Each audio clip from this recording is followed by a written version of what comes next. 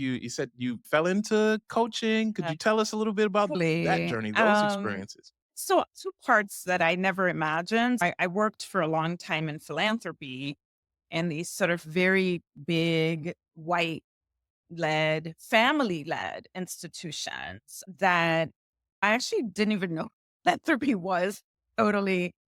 Uh, and so I became Yeah. a National Urban Fellow, which is a wonderful leadership development program.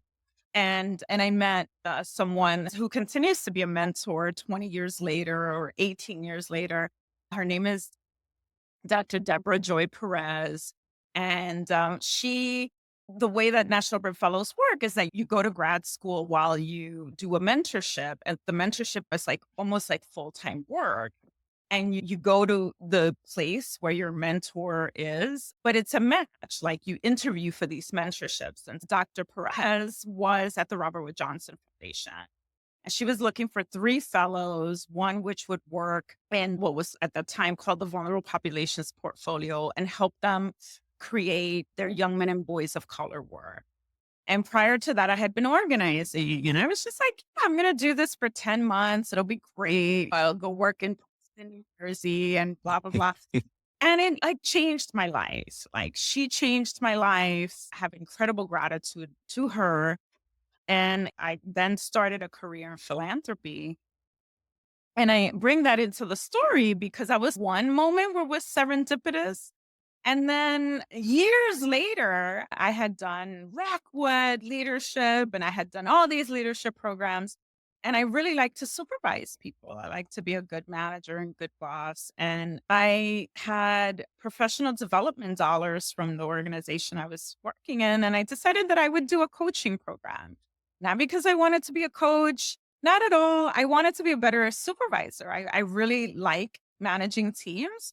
And I thought, this is a 1 year program. This is going to be great. And most of it is paid for by my job. And it was, I was like, why did I sign Mhm. up? There's so much work. I have to do homework. I have to go to classes. But it really was transformational for me. Through the year, you get a lot of coaching yourself. You learn and you practice and practice and practice. And at the end, I had a mentor in the coaching program. He was a man of color. And I said to him, listen, I'm just trying to graduate this program. Like, I'm busy. I have a big job.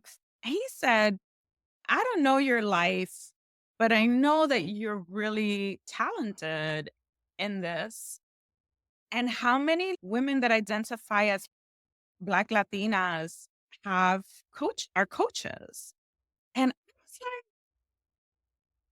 oh, I don't know one. And he said, why don't you just hang up a shingle and just take on one or two clients? And that and Mhm. that that was in 2018. And so it is one of the most joyous parts of my day when I coach people. Fridays, I tend to coach all day long and I love it, love it, love it.